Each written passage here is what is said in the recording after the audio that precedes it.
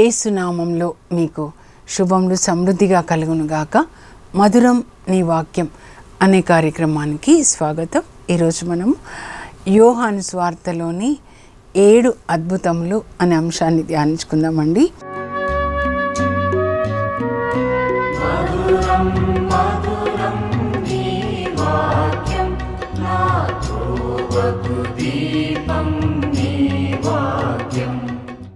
ఈ యోహాను సువార్త by name you can know Jesus చిన్న డిసైపుల్, అంటే ప్రేమ అపోస్తలుడు అంటారండి ఆయనని. Apostle of love John రాస్తాడండి.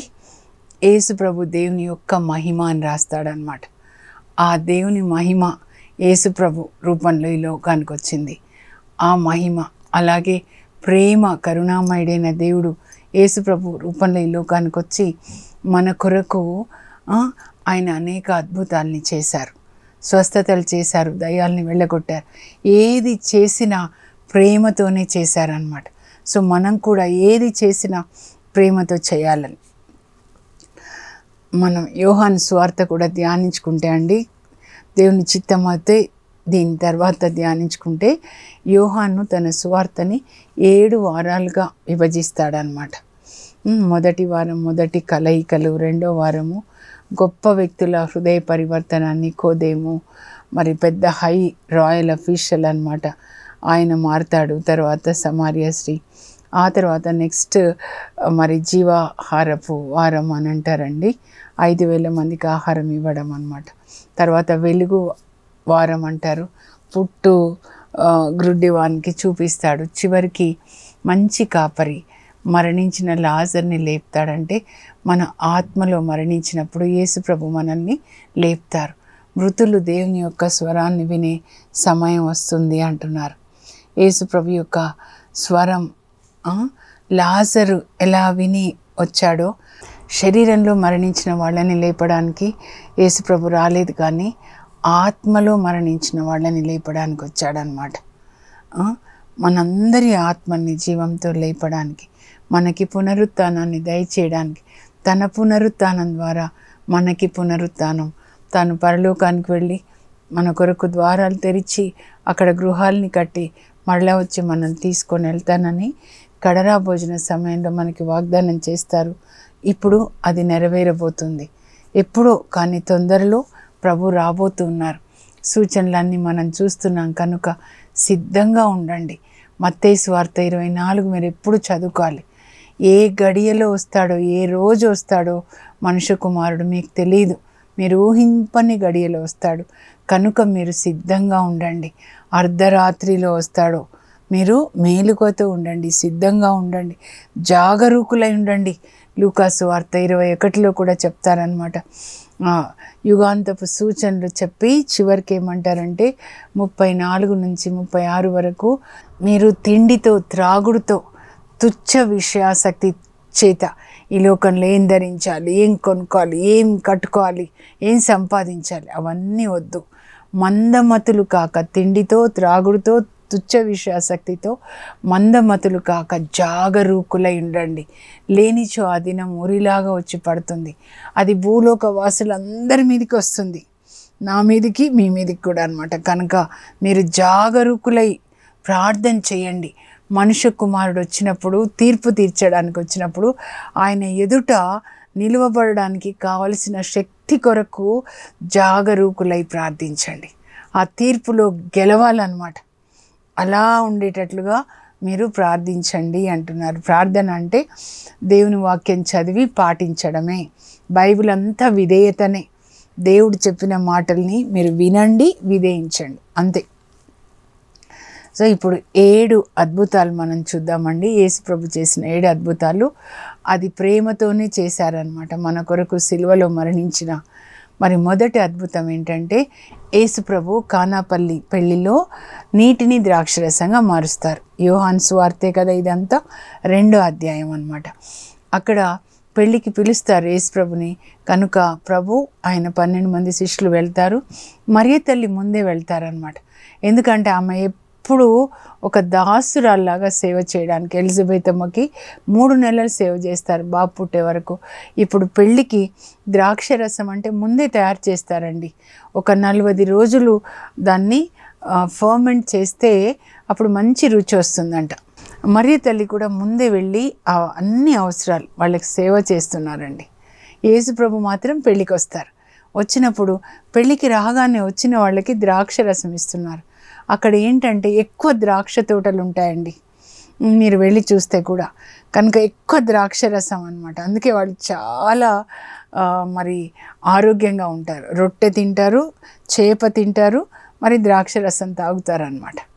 కడరా భోజన సమయంలో కూడా మీరు చూస్తారు కదా. కనుక వాళ్ళు చాలా ఆరోగ్యంగా ఉంటారు. అలా పెళ్ళికి వచ్చిన వాళ్ళకి మీరు ఊహించుకోండి, ముందు మగవాళ్ళకి అనుకోండి ఇచ్చేటప్పుడు ఇచ్చారు, ఇంకా లేడీస్కి ఇవ్వలేదు, ద్రాక్షరసం అయిపోయింది. అప్పుడు మరియ తల్లి అక్కడ ఉంది కదా, కనుక ఆ తల్లి యేసు ప్రభు దగ్గర వచ్చి, అయ్యా వాళ్ళకి ద్రాక్షరసం లేదు, మనకెందుకమ్మా అంటాడు. ఓ స్త్రీ అంటే స్త్రీ సంతతి నీ తల చితగొడుతుందని తండ్రి దేవుడు ఏదెన్ తోటలో మరి సాతానికి ప్రవచనాన్ని ఇస్తారనమాట. నీ తల స్త్రీ సంతతి చితగొడుతుందని. ఆ స్త్రీనే ఈ స్త్రీ, ఆ స్త్రీ సంతతే యేసు ప్రభు. సైతాన్ తలని చితగొట్టడానికి ఆయన ఈ లోకానికి వచ్చారు. 1 John 3:8 అనమాట.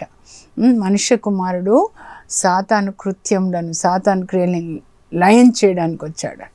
మనకెందుకు అని అంటాడు. కానీ తండ్రి దేవుడు యేసు ప్రభు లోపల ఉండి మాట్లాడతాడు, ఈ అద్భుతాన్ని చేయాలి. అప్పుడు మరియ తల్లి ఏం చెప్తున్నారో మీరు వినండి జాగ్రత్తగా. అక్కడ పని వాళ్ళు ఉన్నారు కదా, పని వాళ్ళకి ఏం చెప్తారంటే, మీరు ఆయన దగ్గరికి వెళ్ళి ఆయన ఏం చెప్తే అది చేయండి, ఆయనకి విధేయత చూపించండి. తండ్రి దేవుడు కూడా అదే చెప్తారు తాబోరు కొండ మీద, ఈయన నా ప్రియమైన కుమారుడు, ఈయనని మీరు విధేయించండి, ఆలకించండి అంటే విధేయించండి అన్నమాట. మరియ తల్లి కూడా అదే చెప్తున్నారు, ఆయన ఏం చెప్తే మీరు అది చెయ్యండి. యేసు ప్రభు ఏం చెప్పారు ఇక్కడ 4 సువార్తల్లో అదే మీరు చెయ్యండి అని చెప్తున్నారు అన్నమాట. అప్పుడు వాళ్ళు సేవకులు వెళ్ళి యేసు ప్రభుని అడుగుతారు ఏం చేయాలి అని. అక్కడ 6 బాణలు ఉంటాయండి. అంటే లోపలికి వచ్చేటప్పుడు కాళ్ళు కడుక్కుంటారు కదా, 6 బాణలు. సో ఆ బాణల్ని నీటితో నింపండి. అప్పుడు వాళ్ళు యేసు ప్రభు చెప్పినట్లుగానే ఆ బాణల్ని నీళ్ళతో నింపుతారనమాట. నింపిన తర్వాత ఇంకా ఇప్పుడు ఇది కొంచెం తీసుకెళ్ళి పెద్ద విందు నడిపే పెద్దకి ఇవ్వండి అంటారు. మరి ఎప్పుడు ఇది ద్రాక్షరసంగా మారింది వాళ్ళు విధేయించినప్పుడు. ఆయన చెప్పినట్లు చేయండి అని మరే తల్లి చెప్పారు. మరి యేసు ప్రభు అంటారు బాణల్ని నీటితో నింపండి. నీటితో నింపారు, మీరు వెళ్ళి చేయండి అంటే యేసు ప్రభు అక్కడే ఉన్నారు. ఆయన సన్నిధి అక్కడ అద్భుతం చేసిందండి. యేసు ప్రభు సన్నిధి ఎక్కడ ఉంటే అక్కడ అద్భుతాలు జరుగుతాయి. ఇప్పుడు నాలో కానీ మీలో యేసు ప్రభు ఉన్నారంటే అక్కడ స్వస్థతలు. యేసు ప్రభు ఉన్న చోట పరిశుద్ధాత్మ తండ్రి దేవుని సన్నిధి అద్భుతాన్ని చేస్తుందన్నమాట. అలా అద్భుతం జరుగుతుంది. విధేయత, వాళ్ళు విధేయించారనమాట. 6 బాణల్ని నింపండి. ఏంటి ప్రభా ఈ 6 బాణలు అని కూడా అడిగితే, మన ఆత్మ, మన ప్రాణం అంటే ఆలోచనలు అనమాట, శరీరం, ప్రాణ, ఆత్మ, శరీరం 3. 1 Thessalonians 5:23 పౌలు అంటాడు, యేసుక్రీస్తు వచ్చినాటికి పరిశుద్ధాత్మ శుద్ధి చేయను గాక. తర్వాత ఇంకొక 3 ఏంటంటే మన కన్నులు అనమాట. కన్నుల నిండా నీళ్ళు అంటే దేవుని యొక్క వాక్యం అండి. తర్వాత నోటి నిండా దేవుని యొక్క వాక్యం, ఇదొక బాణి, ఇదొక బాణి, చెవి నిండా దేవుని యొక్క వాక్యం అనమాట. ఎంత మంచిగా చూడండి నిజంగా. సామెతలు 4 మీరు 20-22 వరకు చదివితే, దేవుని వాక్యాన్ని మీ కన్నుల ఎదుట నుంచి పక్కకు పోనీయొద్దు, మీరు చెవి యొగ్గి ఈ వాక్యం వినండి, మీ హృదయంలో దాచుకోండి లాకర్లో ధనంలాగా. అప్పుడు మీరు చదువుతూ వింటూ పాటిస్తూ ఉంటే మీ హృదయంలో దాచుకొని ఈ మాటలు మీకు సంపూర్ణ ఆరోగ్యాన్ని ఇస్తాయి. వాక్యం మీకు ఆరోగ్యాన్ని ఇస్తుంది అని చెప్తున్నారనమాట. మీరు నింపుకొనండి మీ హృదయం నిండా దేవుని యొక్క వాక్యం. అప్పుడు హృదయ పరిపూర్ణత నుండి నోటి మాట వస్తుందంట. మత్తయి 12:34 అనమాట. చదువుతూనే ఉండండి, చదువుతూనే ఉండండి, మీకు మేలు జరుగుతుంది, స్వస్థత జరుగుతుంది అనమాట. ఒక్కసారి ఒక తండ్రి బాబుకి బైబిల్ చదువుకోయ్యా, బైబిల్ చదువుకో, మనం కూడా చెప్తాం కదా, చెప్పొద్దు అంటున్నారు. ఇప్పుడు పిల్లలు అటాక్ చేస్తున్నారండి. బైబిల్ చదవమని అడిగామంటే, యవ్వనస్తుని అడిగామంటే ఇంకా చాలా భయం వేస్తుంది, అసలు అటాక్ చేస్తున్నారనమాట. ఇంకా ఆ బాబుకి 12 సంవత్సరాల బాబుకి బైబిల్ చదువుకుంటే నాకు అర్థం కాదు, ఏం వస్తుంది అట్లా చదువుకుంటే. అప్పుడు బాబుకి చెప్పాలని అన్నాడంటే వాళ్ళ నాన్న ఒక బుట్ట, అంటే ఇప్పుడు ఆకులు తాటాకులతో బుట్ట ఉంటుంది కదండి, బెల్లం అందులో పెడతారు, ఆ బుట్టలో నీళ్లు నింపి అక్కడే ఆ నీళ్ళు చిన్న నది ఏరులాగా ఉందంట, నాన్న ఈ బుట్టలో నీళ్ళు తీసుకెళ్ళి ఇక్కడ పోసేసాయి ఈ చెట్లకు పోయి అంటే, ఆ నీళ్ళు తీసుకొని వచ్చి పోస్తుంటే నీళ్ళు ఏమైపోతున్నాయి, కారిపోతున్నాయంట.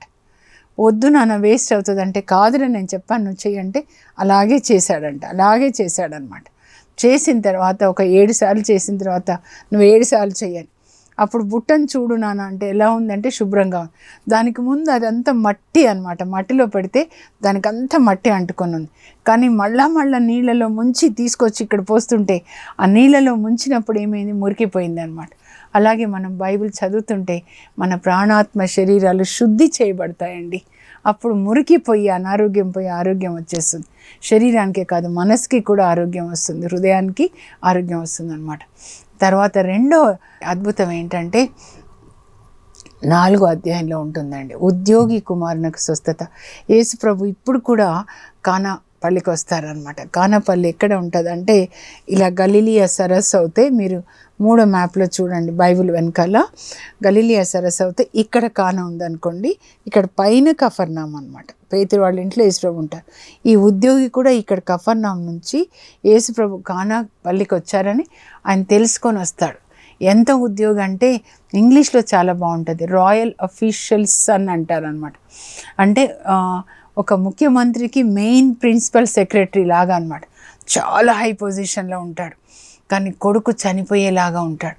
అందువల్ల ఆయన కఫర్నాం నుంచి 15 మైళ్ళు కానాకు వచ్చి యేసుప్రభు ముందు ఆయన ఏదో ఇట్లా మరి వంగి మరి అడిగాడంట, మోకరించి మరి అడిగాడంట, అయ్యా నా కుమారుడు చనిపోయేలాగా ఉన్నాడు, మీరు తొందరగా రండి, నా కుమారుడు చనిపోకముందే వచ్చి నా కుమారుని స్వస్థపరచండి.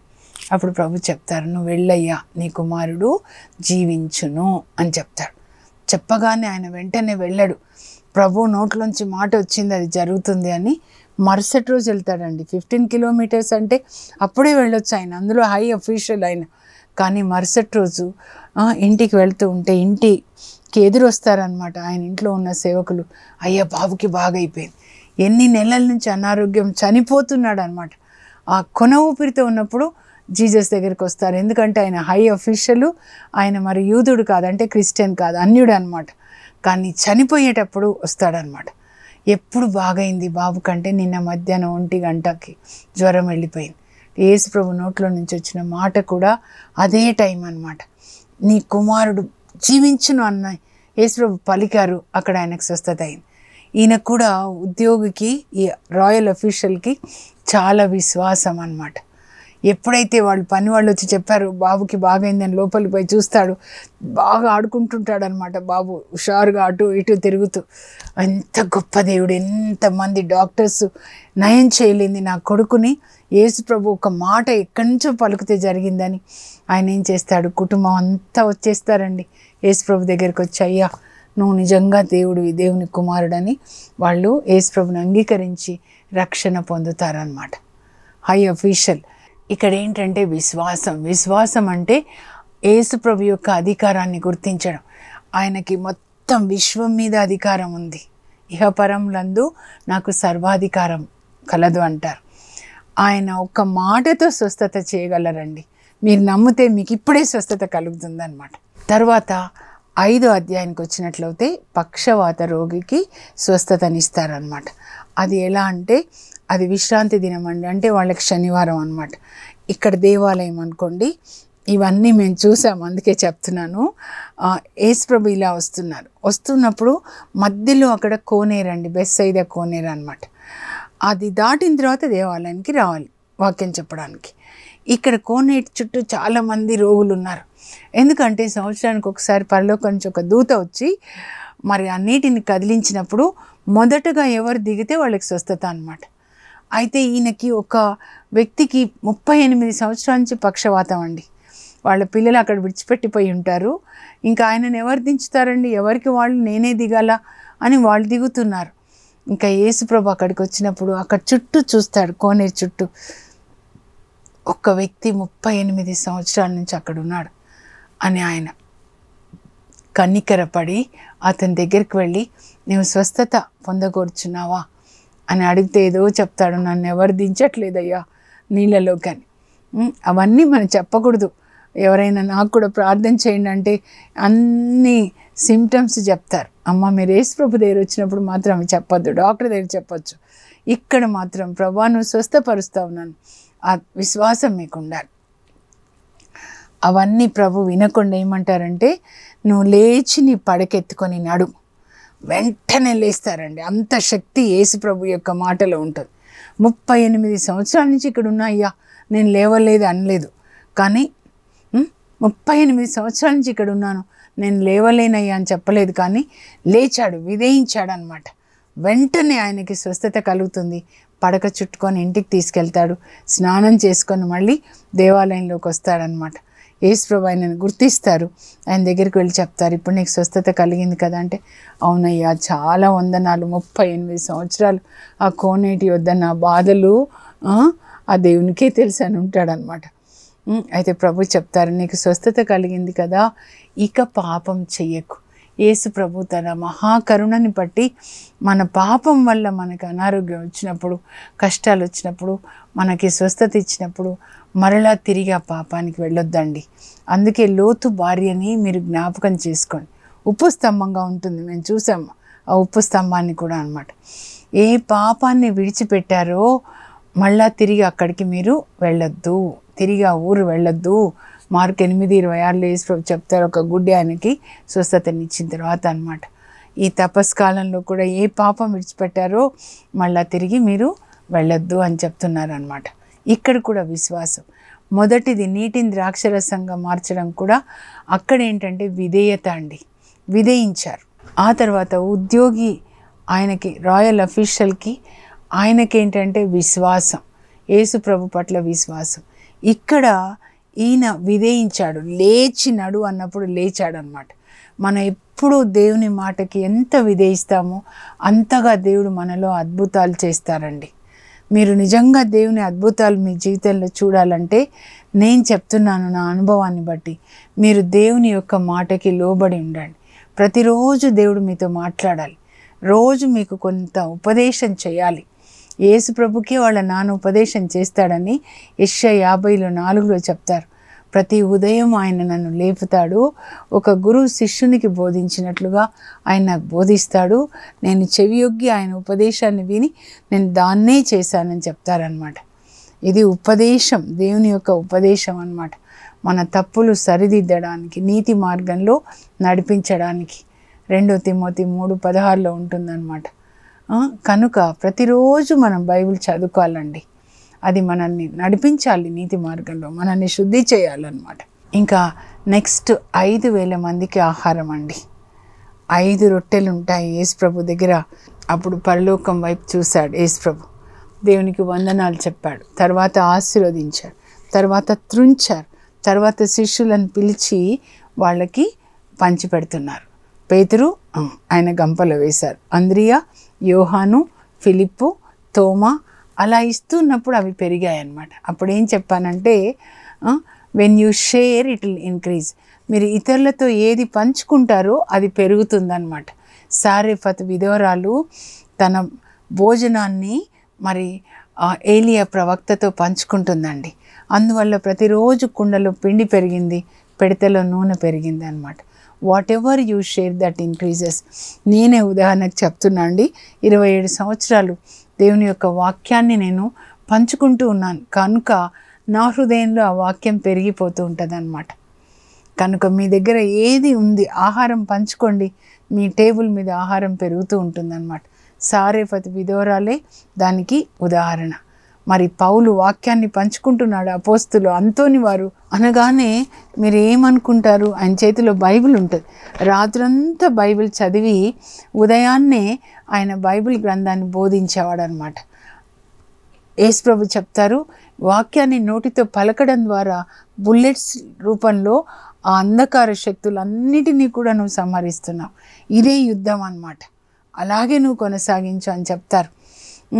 అలా మనం అంతోని వారిని మాదిరిగా తీసుకోవాలండి. పునీత అంతోని వారిని అద్భుతాలు కాదు, ఆయన దేవుని యొక్క వాక్యాన్ని చదివాడు, ధ్యానించుకున్నాడు, జీవించాడు, తర్వాత ప్రకటించాడు అన్నమాట. అది దేవుని యొక్క చిత్తం చేశాడు. ఈ 7 అద్భుతాలు నేను చదువుతానండి, మిగిలినవి మనం రేపు ధ్యానించుకుందాము. స్క్రీన్ మీద మీరు చూస్తూ దయచేసి రాసుకోనండి. రాసుకొని యోహాను సువార్త అంతా కూడా మీరు చదవండి. 11వ అధ్యాయం వరకు 7 అద్భుతాలు ఉంటాయి. ఓకేనా? యేసు నీటిని ద్రాక్షరసంగా మార్చుట, విధేయత. యేసు ప్రభుత్వ ఉద్యోగి కుమారుని స్వస్థపరచుట, అతని విశ్వాసం. యేసు పక్షవాత రోగిని స్వస్థపరచుట, పక్షవాత రోగి యొక్క విధేయత. యేసు 5,000 మందికి ఆహారం ఇచ్చుట, ఆయన యొక్క కనికరం. యేసు నీటిపై నడుచుట, అనుకరణ. పేతురు విధేయత, అనుకరణ. పుట్టుగ్రుడ్డివానికి దృష్టినిచ్చుట, విధేయత. యేసు లాజరును జీవంతో లేపుట, మనందరినీ పునరుజ్జీవింప చేయుట. ఇప్పుడు ఇంగ్లీష్లో కూడా చదువుతా అండి.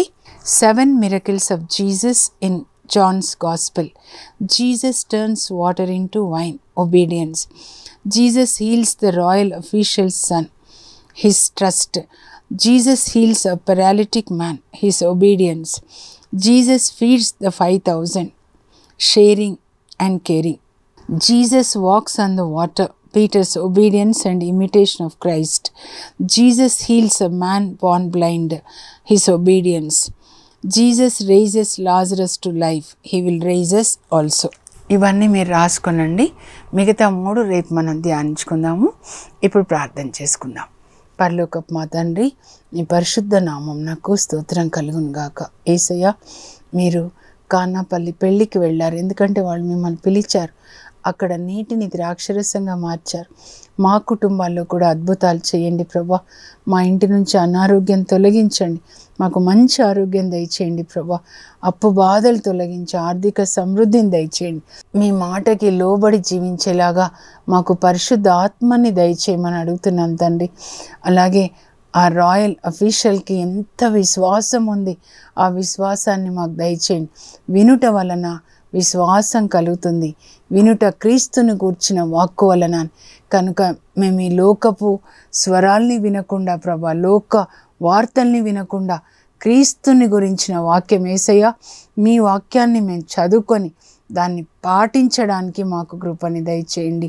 యేసు నామంలో అడుగుచున్నాం తండ్రి, ఆమేన్. కానాపల్లి పెళ్లిలో సేవకులు ఎలా విధేయించారు, అలాగే హై అఫీషియల్ ఎలా నమ్మాడు, ఇంకా అలాగే గుడ్డివాడు ఎలా విధేయించాడు, ఆ విధేయతని మరియ తల్లి ఎలా విధేయించారు దేవునికి, ఆ విధేయత దేవుడు మనకి దయచేయను గాక.